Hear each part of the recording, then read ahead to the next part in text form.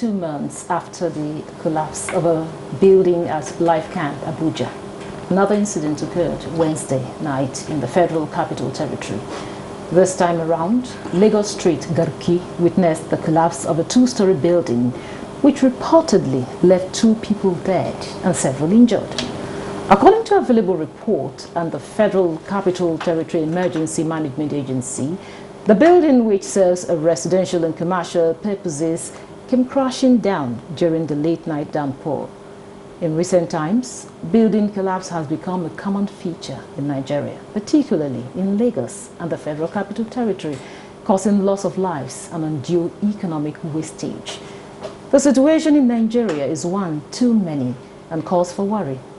Observers say since the beginning of the year, building collapse seems to be frequent and in short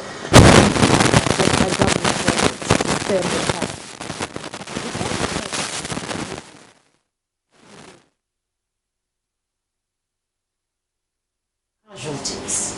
And while that was still causing frenzy, another occurred at Ademola Adetukumbo Precinct, Wuse 2, Abuja, reportedly killing 4 persons. This latest development is generating reactions. And earlier, the Minister of the Federal Capital Territory, Nyesom Wike, was talking tough as he ordered the arrest of the owner of the property and a call for a comprehensive approach to curbing the menace in the FCT. Why the frequency of building collapse, and how can authorities enforce building regulations for quality and safer structures? This is our focus on Nigeria Today. I am your carrier, Clinton. Welcome.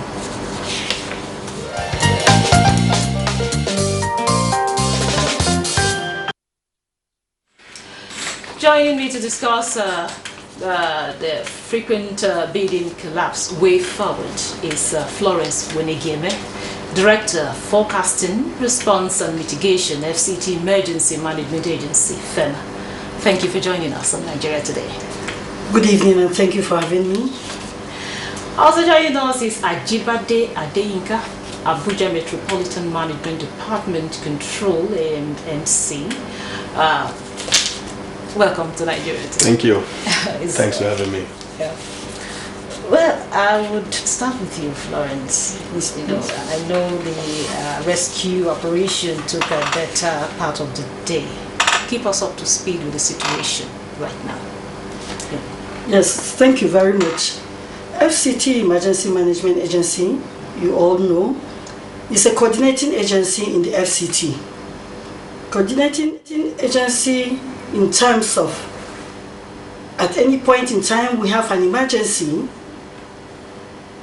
like a disaster, either a building collapse, flooding, fire incident, road crashes, whatever kind of disaster it is, FCT Emergency Management Agency coordinate. When we receive the distress call, we have a national emergency number, 112. When they place a distress call, the distress call comes to FEMA's desk and we direct it to the lead agency. As soon as we direct it to the lead agency, we swing into action, quick response, and activate all other stakeholders. In a situation of the building collapse, development control remain the lead agency, and we have the fire service, and we have the rescue team in FCT Emergency Management Agency. So what we do is, as soon as we take off from the office, our response time is between 3 minutes and 5 minutes. As soon as we take off, we activate all other stakeholders, and within a very short time, we arrive at the scene. So what we do is, we try to start evacuation. Nonetheless, it is expected that members of that community will forever remain the first responders. And that is why FCT Emergency Management Agency, we always carry out simulation exercises and drills within the capital city and in all the 6 area councils. Sometimes we carry out an evacuation drill in terms of fire incident, or a building collapse or flooding or any other emergency that happens. And that was what we did. So on arrival at the scene yesterday at about 11:30 p.m., residents of that community, they were graciously glad to help their neighbors that were trapped in the building. And we all joined hands together with other stakeholders, and the rescue operation took place. And that was what happened yesterday into this morning. Okay, now tell us the number, because we're not really certain about the number of people injured. We understand that 2 persons died. Yeah. So what about the injured people? How many are they right now? And has everybody been evacuated from the rubbles? Yes, they have all been evacuated. In actual sense, we were able to evacuate them as about 3 a.m. this morning. They were all evacuated. But because people were still suspecting that some were trapped on the ground, that was why we had to use the excavators to make sure we get the debris out of that place, and we carried out the search up to the ground level. After that, there was nobody there, and we were able to meet some of the occupants of that building. They told us that they were all intact. We had some people that were tellers, some had shops there, there was a bakery there, and other businesses alike. And most of them came out and told us that they were all complete. Now we took them to different hospitals. We took some to Garki Hospital, National Hospital, Asokoro Hospital, and some private hospitals were graciously glad to accept some people. The update we have now is that at Asokoro Hospital, we had 8 people there. 7 have been discharged. 1 has a fracture and he has been admitted and he's responding to treatment. They have carried out all the necessary investigations on the leg where he had the fracture, and that is it. Same with Garki Hospital. Most of them went there, they had few bruises, some of them needed only first aid, which they were given, and they have been discharged. Apart from the 2 that were fatally injured, most of them are recuperating. Thank you very much, Mr. Adilink. Of course, before we go further, we sympathize with the family of those that lost their lives in that unfortunate incident. Now, Mr. Adilink, one too many of building collapse in Nigeria. Don't you think this calls for concern? Yes, it is a concern. And it's worrisome. And I can say that the department is worried and has been working hard to mitigate against this. This that happened in a resettlement village setting of a building that had no title, approval, or input. It's not a building under construction. This was a building completed since 1987 or thereabout. It has been occupied. But it appears it has failed its intended use, leading to this sad occurrence. At no point were we able to pick or notice any sign of building in distress. And this is part of the awareness we need to do, that while we look at building collapse as a building under construction, we may have to look at buildings that have been completed and been occupied, those that are in state of dilapidation, those that have been abandoned, are all part of buildings we have to keep our eyes on to prevent things like this. So 30 years after a design failure had occurred or construction failure had occurred, the result is coming to us. And that is why in the building industry, you cannot bury your error. It comes after you all the time. But we are working hard to see how we mitigate it by bringing all stakeholders in the industry and other people like insurance, the society at large are all stakeholders inside this. Even the occupants owes us a duty to inform the department for any sign of distress in a building. I'm sure this building must have been given enough sign which they didn't take serious.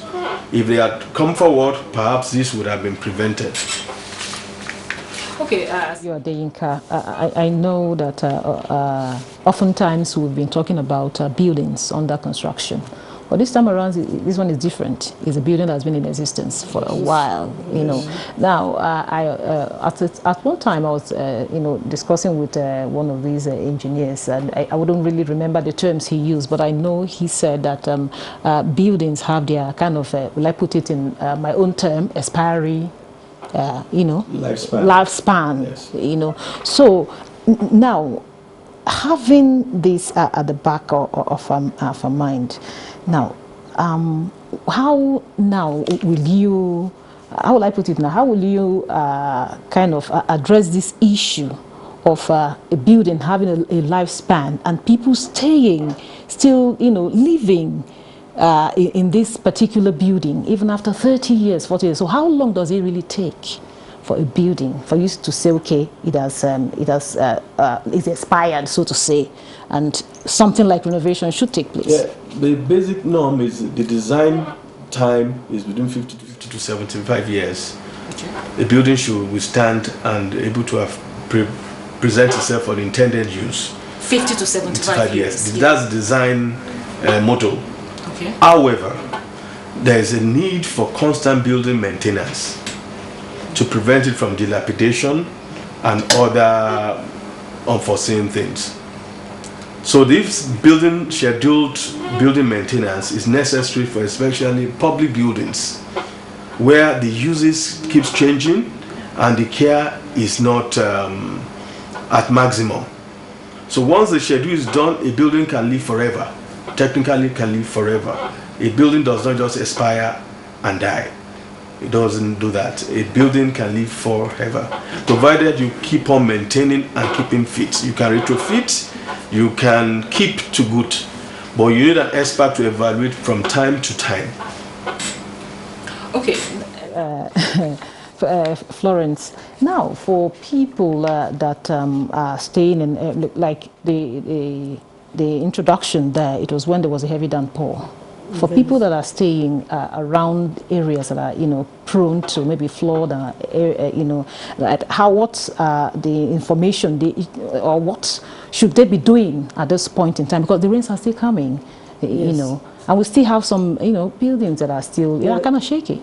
Thank you very much. You see, in addition to what he has just said, let me just touch that a little, because it is expected that when you are living in a building, there are signs you will observe. If it's your building and you want to renovate or you want to work on it, you take permission. You write to development control, you report, and then you go ahead with your renovations. If it's not your building, if you are a tenant and you are renting that house, you notice you are observing some signs, a crack on the wall, or you feel the roof is going off or anything, you call the attention of the landlord. If he doesn't do anything, the first thing you do is you are supposed to report to FCT, Emergency Management Agency, because we have always created awareness that at any point in time, you notice that the hazard around your environment may cause a disaster. You cry for help, and definitely you'll find that help. Well, in the course of our investigations yesterday, the tenants of that building reported that they noticed the signs on the building and they requested that the landlord should come and carry out some renovations. He insisted on increasing the rent, which they paid. After paying the rent, he didn't come to renovate the house. He did nothing to it. But what did they do? Did they report to development control? No. Did they report to FCT, Emergency Management Agency? No. Things like this can be avoided. Disaster, when we talk about disaster, it's not just for the authority. Disaster management is for everybody. It's everybody's business.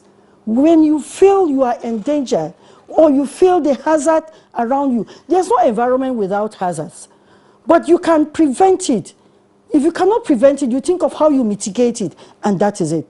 Now, coming to the issue of vulnerable locations and all locations that are prone to flooding. Madam Florence, yeah. Just hold your thought there.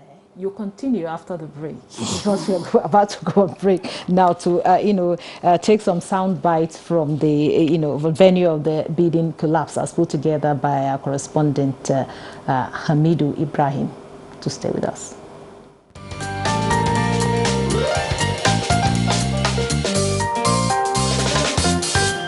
The house is weak, and which we have the residential, the people that live there, and those people that are the shops, and people that has beer parlor there.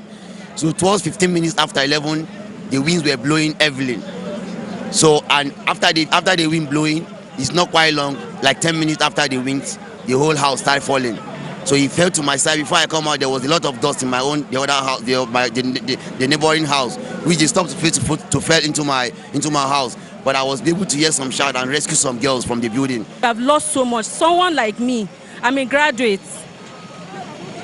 After 4 years, no job, so I rented a shop and I stocked the shop with some drinks, expensive drinks.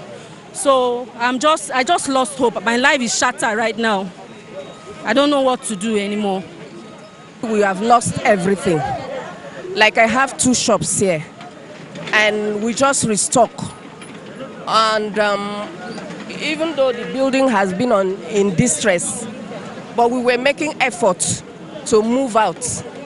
And when it happened yesterday, but we thank God that we were able to rescue some people.